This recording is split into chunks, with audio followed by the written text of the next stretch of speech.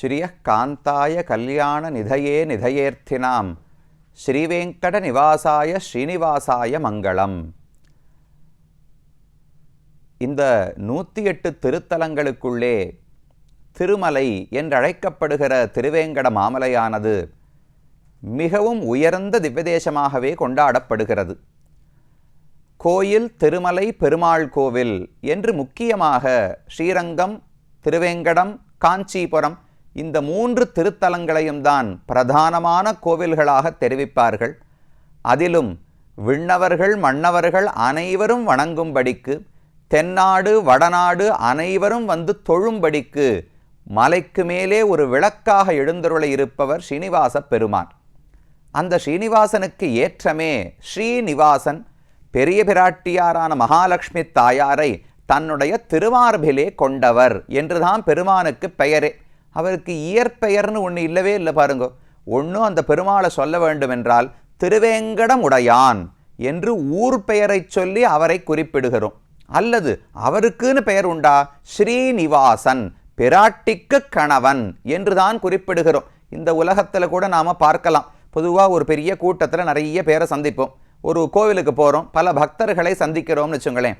திரும்ப வீட்டுக்கு வந்து கணவனும் மனைவியும் பேசிக்கொண்டிருக்கும் போது யாரோ ஒருவரை பற்றி சொல்லணும்னால் அவரை எப்படி அறிமுகப்படுத்துவது, எப்படி நினைவு கொள்வதுனால் அவருடைய பெயரோ ஊரோ நமக்கு தெரிஞ்சிருக்காது. இன்னார் இருக்காரே இவருடைய கணவர் அப்படின்னு சொன்னால் உடனே சட்டுன்னு எல்லாருக்கும் புரிஞ்சிட போகிறது. அவர் யாருன்னு பாதி பேருக்கு தெரிஞ்சிருக்காது. அந்த மனைவி தானே பொதுவாக கோவிலுக்கு அடிக்கடி வருபவளாக இருப்பாள். கணவன் என்னைக்கோ வாரத்துக்கு ஒரு நாள், மாசத்துக்கு ஒரு நாள் வருவார். அவரை யாருக்கும் தெரிஞ்சிருக்காது. ஆனால் இந்த பெண்ணினுடைய கணவர்னு சொன்னால் உடனே ஊருக்கே தெரிந்து போய்விடும்.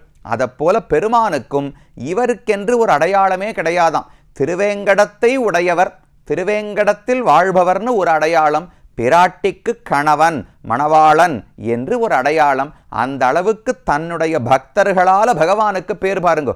அவர் இருக்கிற ஊரால் அவருக்கு ஏற்றம், இவரால் ஊருக்கு ஏற்றம்னு சொல்லல, ஊராலே பகவானுக்கு ஏற்றம், பிராட்டியாலே பகவானுக்கு ஏற்றம். அப்பேற்பட்ட பெருமை ஸ்ரீனிவாச பெருமானையே சாரும். அந்த ஸ்ரீனிவாச பெருமான் திருவேங்கடத்திலிருந்து புறப்பட்டு சிவபெருமானுக்கு காட்சியளிப்பதற்காக திருநாங்கூருக்கு வந்து அந்த ஸ்ரீனிவாசனாகவே இன்று வரை காட்சியளிக்கிறார். திருவெள்ளக்குளம் என்கிற அழகான திவ்யதேசத்திலே. இந்த திவ்யதேசத்தினுடைய புராணம், ஸ்தல புராணம் என்ன என்று முன்னாலேயே பார்த்தோம். ஸ்வேதன் என்கிற ஒரு குழந்தைக்கு 9 வயதிலேயே ஒரு பெரிய கண்டம் ஏற்பட்டு அதில் மரணம் ஏற்பட்டுவிடும் என்று பெரியோர்கள் சொல்ல, அந்த மரணத்திலிருந்து குழந்தையை காப்பாற்றி கொடுத்தான் பகவான். அதற்காக வந்தபடியாலே அந்த குழந்தையின் பெயரால் ஸ்வேத புஷ்கரணி என்று இந்த ஊரினுடைய புஷ்கரணி. கோவில் வாசல்ல பார்த்தாலே ரொம்ப பெரிய புஷ்கரணியாக அமைந்திருக்கிறது. நல்ல தண்ணீர் வசதியோடு பல தாமரைகள் இலைகளோடு கூடிய அழகான புஷ்கரணி. புஷ்கரணியினுடைய கரையிலேயே ஒரு அழகான ஹனுமார் சந்நிதியும் நாம் இங்கு சேவித்துக் கொள்ளலாம். இது வெளியில் இருக்கிற வெள்ளக்குளம் ஸ்வேத புஷ்கரணி. அங்கிருந்து உள்ளே நுழைந்தோம் என்றால் மூலவர் பெருமானை ஏற்கனவே சேவித்து விட்டோம். அழகாக நின்ன திருக்கோலத்தில் ஸ்ரீதேவி பூதேவி நாச்சிமார்களோடு ஸ்ரீனிவாசனாகவே இருக்கிறார். திருவேங்கடத்து ஸ்ரீனிவாசன் எப்படியோ அதே போலத்தான் மூலவர். ஒரே ஒரு எக்ஸ்ட்ரா என்னது, 2 பக்கம் ஸ்ரீதேவி பூதேவி நாச்சிமார்களோடு சேவை சாதிக்கிறார். அந்த கோலத்தை சேவித்து கொண்டோம். அடுத்து பிரதட்சிணமாக வந்தோம் என்றால் தாயாருக்கு ரொம்ப முக்கியத்துவம் உண்டு இந்த கோவிலிலே. தாயாருக்கு அலர்மேல் மங்கை என்று மூலவருக்கு பெயர். ஸ்ரீனிவாசனை பற்றி நம்மாழ்வார் பாடும்போது அகலகில்லேன் இறையுமென்று அலர்மேல் மங்கை உரை மார்பா என்று கொண்டாடுகிறார். அகலகில்லேன், பிராட்டி பகவானுடைய மார்பிலே அமர்ந்திருக்கிறாளே, என்னைக்காவது பகவானை விட்டு பிரிந்து போவாளா?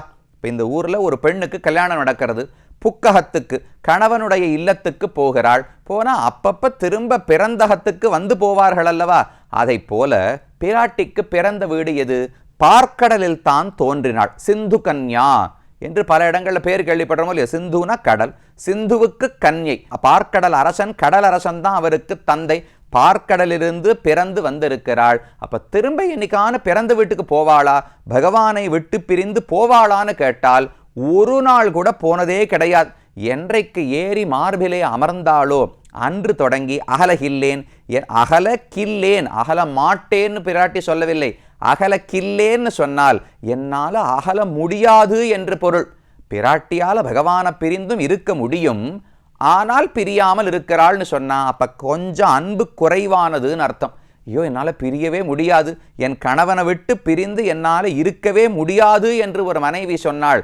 அப்ப அன்பு எவ்வளவு அதிகமாக இருக்க வேண்டும். அப்படி அந்யோன்யம், ஒருவருக்கொருவர் மிக நெருக்கமான அழகான காதலோடு பெருமானும் பிராட்டியும் ஸ்ரீனிவாசனும் அலர்மேல் மங்கத்தாயாரும் இருக்கிறார்கள். அந்த பெயரோடைய அலர்மேல் மங்கை. ஒரு புஷ்பம் இருக்கு, புஷ்பத்துல பொதுவா என்ன குணம் இருக்கும்? மனம் தானே, பரிமளம், நல்ல கந்தம், நல்ல மனம் தான் இருக்க வேண்டும். ஆனா இந்த புஷ்பத்துல மட்டும் பிராட்டி இருக்கிறாள். அப்ப என்ன நினைக்கணுமாம், புஷ்பத்துல, தாமரை புஷ்பத்துல பொதுவா மனம் இருக்குமோ இல்லையோ, மனத்தை கண்ணால பார்க்க முடியாது. அந்த மனத்தையே நன்னா கெட்டிப்படுத்தி அதை ஒரு பொருளாக, ஒரு பெண்ணாக வடிவமைத்தோம் என்றால் அதுதான் ஸ்ரீதேவி நாச்சியாராம். அப்ப அவள் திருமேனில எவ்வளவு நறுமணங்கள் இருக்க வேண்டும். பல பாசுரங்கள்ல பார்க்கலாம். நப்பின்னை பிராட்டிக்கு அழகான கூந்தல்ல நிறைய நறுமணங்கள் ஏற்படுமாம். இதை போல பல இடங்கள்ல தெரிவிப்பதுண்டு. அப்ப மனமே வடிவெடுத்தவள் பிராட்டி, அலர்மேல் மங்கை என்று பிராட்டிக்கு இந்த ஊரிலே திருநாமம். மூலவர் அலர்மேல் மங்கை, உற்சவர் பிராட்டிக்கு பத்மாவதி தாயார் என்று ஒரு திருநாமம். பூவார் திருமகள், புஷ்பத்திலே இருக்கக்கூடிய திருமகள் ஸ்ரீ மகாலட்சுமி தாயார். அதனால பூவார் திருமகள் என்றும் பிராட்டிக்கு இந்த இடத்துல திருநாமம் உண்டு. ரொம்ப அழகான திருமேனி, 4 புஜங்கள், 4 கைகளோடு பிராட்டி சேவை சாதிக்கிறாள். மூலவர் தனியா சந்நிதியில இருப்பார். ஆனா உற்சவர் அநேகமா இந்த உற்சவரோடே தான், பெருமாளுடைய உற்சவர் இருக்காரோ இல்லையோ, அந்த உற்சவருக்கு கூடவே தான் தாயாருடைய உற்சவரும் பிரியாமல் இருக்கிறார். இப்பதானே சொன்னேன், பிரிஞ்சால் வாழ முடியாது என்று. அப்ப தனிக்கோவில் நாச்சியார் மூலவர் தனியாக இருந்தாலும் உற்சவர் வடிவத்தில் பெருமானை விட்டு பிரியாமல் என்றுமே தாயார் இருக்கிறார். அழகான திருமேனி, மேல் கைகளாலே தாமரைகளை பிடித்து கொண்டு, வலது திருக்கையில் அபயஹஸ்தம். பயப்படவே பயப்படாதே, யாரும் உன்னை பாதிக்க முடியும். நான் தாய் உன்னை ரட்சிப்பதற்கு இருக்கும் பொழுது நீ யாரையும் தந்தையை பார்த்து கூட பயப்பட வேண்டாம்.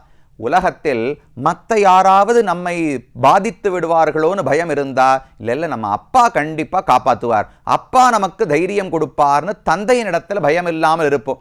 ஆனா சில சமயங்களில் தவறு செய்து விட்டோம் என்றால் அந்த தந்தையை பார்த்தே பயம் ஏற்பட்டு விடுமோ இல்லையோ, அப்ப பிராட்டி தான் அபயம்னு சொல்லணும். தாய் காலில் போய் விழுந்தோம் என்றால் கவலைப்படாத, தந்தை மனதை மாற்றுவது என் பொறுப்பு, அவர் உனக்கு தண்டனை கொடுக்காமல் ஏற்றுக்கொள்ளும்படி நான் செய்கிறேன் என்று தாய் தானே சொல்ல முடியும். அப்ப பிராட்டி அபயம் என்று சொல்லுவது, உன் தந்தையான ஸ்ரீனிவாசனை பார்த்து பயப்படாதே, நான் இருக்கிறேன், நான் என்ன பண்ணணும், நீர் எனக்கு அனுகிரகிப்பதற்கு நான் ஏதான பண்ணணுமானால் இடது கையாலே தன் திருவடிகளை காட்டுகிறாள். இதோ இந்த திருவடியை பற்றிக்கொள், இந்த திருவடியை பிடித்தால் பகவான் ஒரு நாளும் உனக்கு தண்டனை கொடுக்க மாட்டார். அவர் திருவடிகளை பிடிக்கலாம். பிராட்டி நேரம் மோட்சம் கொடுக்க போறது கிடையாது. ஆனா பிராட்டி திருவடிகளை பிடித்தால்தான் ஸ்ரீனிவாசனை நெருங்கி அவன் திருவடியை பிடிக்க முடியும். அவன் திருவடியை பிடித்தால்தான் வைகுந்தத்தை அடைய முடியும்.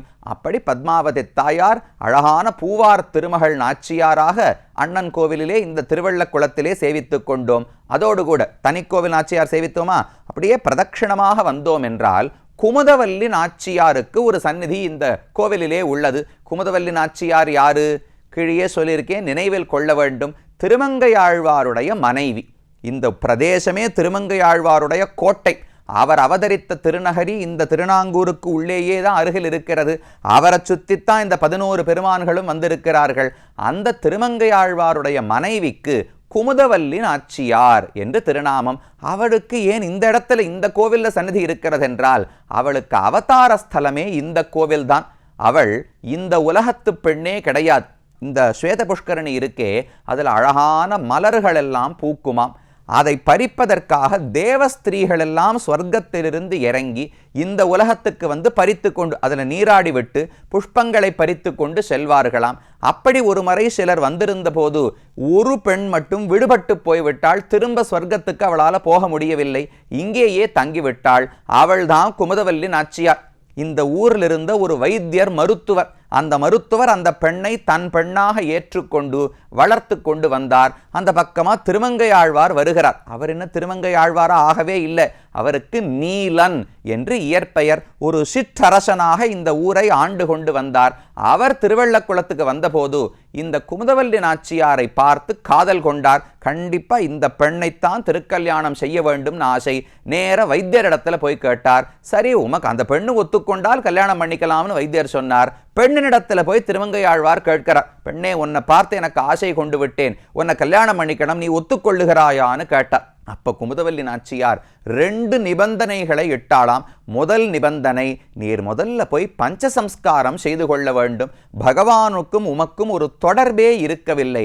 ஒரு ஆச்சாரியனிடத்திலே போய் திரு இலச்சனைன்னு சொல்றோமோ இல்லையோ, அவருடைய சங்க சக்கரங்களை நம்முடைய தோள்களிலே பொறித்து கொள்ளுகிறோம். 12 திருமண்களை இட்டுக் கொள்ளுகிறோம். அடியேன் ராமானுஜ தாசன் என்கிற பெயரை பெறுகிறோம். பகவானுக்கு எப்படி திருவாராதனம் செய்ய வேண்டும் என்று தெரிந்து கொள்ளுகிறோம். இதெல்லாம் தான் பஞ்சசம்ஸ்காரம்னு தெரிவிப்பார்கள். சமாசிரயணம் பஞ்சசம்ஸ்காரம் என்று சொல்லுகிறோம். அந்த சம்ஸ்காரம் உமக்கு இல்லை. நான் கல்யாணம் பண்ணிக்கணும்னால் ஆச்சாரியனிடத்துல பஞ்சசம்ஸ்காரம் ஆகியிருந்தால் தான் நான் கல்யாணம் செய்து கொள்வேன் என்று குமுதவல்லி நாச்சியார் சொன்னாராம். இன்னைக்கு இருக்கிற பெண்கள் இதை சொன்னா எவ்வளவு அழகா இருக்கும். பெண்ணே நிபந்தனை இடணும். கல்யாணம் பண்ணிக்கணும்னா சமாசிரயணம் ஆயிருந்தா வா, இல்லாவிட்டால் நான் ஏற்றுக்கொள்ள மாட்டேன். இன்னைக்கு என்ன சொல்றோம்? இது படிச்சிருக்கியா, இன்ன வேலை இருக்கா, எவ்வளவு லட்சம் சம்பளம், 80,000-70,000னா போராது. 1 லட்சம் 1.5 லட்சம் இருந்தா பார்க்கலாம். இல்லாட்டா பேசவே வேண்டாம்னு லௌகிகமா எத்தனையோ சொல்றோம். அடியன் வேண்டாம்னு சொல்லல, அந்த நிபந்தனைகள் எல்லாம் இருக்கட்டும். அதோடு கூட வைதிகமாக உனக்கு பக்தி இருக்கா, கோவிலுக்கு போவாயா, பெருமானுக்கு கைங்கரியம் செய்வாயா, ஆச்சாரியனிடத்துல உனக்கு ஆசை இருக்கிறதா, இதை எல்லாத்தையும் கேட்டு தெரிஞ்சுக்க வேண்டாமா? குமுதவல்லி நாச்சியார் கேட்டார். அவளுக்காகத்தான் திருநறையூருக்கு போய் திருமங்கையாழ்வார் பஞ்சசம்ஸ்காரமே செய்து கொண்டு வந்தார். அது முதல்ல நிபந்தனை. 2வது சொன்னா, நீ இப்ப பகவானுக்கு பக்தனாக ஆகிவிட்டீர், அது போராது, பக்தர்களுக்கு பக்தனாக இருக்க வேண்டும். 1000 பேருக்கு தினமும் ததியாராதனம் செய்ய வேண்டும், அன்னதானம் செய்ய வேண்டும்னு விதித்தாளாம். அதையும் பல ஆண்டுகள் செய்து பிறகுதான் திருமங்கையாழ்வார் குமுதவல்லி நாச்சியாரை திருமணம் செய்து கொண்டார். அப்போ ஒரு விதத்துல பார்த்தால் திருமங்கையாழ்வார் ஆனதுக்கே இந்த பிராட்டி தான் காரணம். அவர் அரசனாகத்தானே இருந்தார். அவரை மனசை மாற்றி அவரை ஒரு பக்தராக ஆக்கினதற்கு பெரிய பங்கு குமுதவல்லி நாச்சியாருடையது. இன்னைக்கு எந்த பெரிய உற்சவம் புறப்பாடு நடந்தாலும் திருமங்கையாழ்வார் தனியாக போகவே மாட்டார். திருமஞ்சனம் அபிஷேகம் நடந்தாலும் 2 பேருக்கு சேர்த்துதான், புறப்பாடு நடந்தாலும் 2 பேருக்கும் சேர்த்துதான். கீழே தை அமாவாசை 11 கருட சேவைன்னு பார்த்தோமே மணிமாடக்கோவில் பார்க்கும் பொழுது, அதற்கும் திருமங்கையாழ்வாரும் குமுதவல்லி நாச்சியாரும் சேர்ந்துதான் ஹம்சவாகனத்தில் எழுந்தருள்வார்கள். எங்க போனாலும் மனைவியை விட்டுட்டு பெருமாளை சேவிக்க போகவே கூடாது. குடும்பத்தோடு தான் போகணும், தனியாக போகக்கூடாது. அந்த எல்லாத்துக்கும் எடுத்துக்காட்டாகத்தான் இருக்கார். அப்ப கணவனுக்கு மனைவிக்கும் ஒத்த கருத்து இருக்கணும். 2 பேருக்கும் பெருமானிடத்தில் ஈடுபாடு இருக்கணும். 2 பேருக்கு சேர்ந்து போய் சேவிப்பதில் ஆசை இருக்க வேண்டும். அந்த குமுதவல்லி நாச்சியாருடைய அவதார ஸ்தலம் இந்த ஊர். அதனால் அழகான திருக்கோலம் விக்கிரகத்தோடு கையில் ஒரு கிளியை வைத்துக்கொண்டு மற்றொரு கையை தொங்க விட்டு கொண்டு இந்த ஊரிலே குமுதவல்லி நாச்சியாருக்கு சந்நிதியும் இருக்கிறது. இந்த ஊருக்கு திருமங்கையாழ்வார் எழுந்தருளுகிறார். 11 கருட சேவை தை அமாவாசை நடக்கிறதோ இல்லையோ, அதிலிருந்து 2வது நாள் கருட சேவை முடிந்து திரும்ப திருநகரிக்கு போகும் பொழுது இந்த திருவள்ளக்குளம் திவ்யதேசத்துக்கு மங்களாசாசனம் செய்வதற்காக திருமங்கையாழ்வார் வருகிறார். வந்தா மாப்பிள்ளை பெண்ணினுடைய வீட்டுக்கு வருகிறாரோ இல்லையோ, குமுதவல்லி நாச்சியாருக்கு பிறந்தகம் இது. திருமங்கையாழ்வார் மாப்பிள்ளை வரார். அப்ப ஊர்க்காரர்கள் எல்லாரும் மாப்பிள்ளையை வரவேற்பதற்காக மஞ்சள் பூசப்பட்ட தேங்காய் அதை எல்லாரும் திருமங்கையாழ்வாருக்கு சமர்ப்பித்து அவரை வரவேற்பார்களாம். இது இன்றைக்கும் நடந்து வருகிறது. அது குமுதவல்லியார் நாச்சியாரால இந்த ஊருக்கு ஏற்பட்ட பெருமை. இப்படி எத்தனையோ சிறப்புகள் உண்டு. திருமங்கையாழ்வார் தான் இந்த ஊருக்கு மங்களாசாசனம் செய்தார். என்ன பாசுரங்கள் எப்படி பாடுகிறார் என்பதை அடுத்த பகுதியிலே பார்ப்போம்.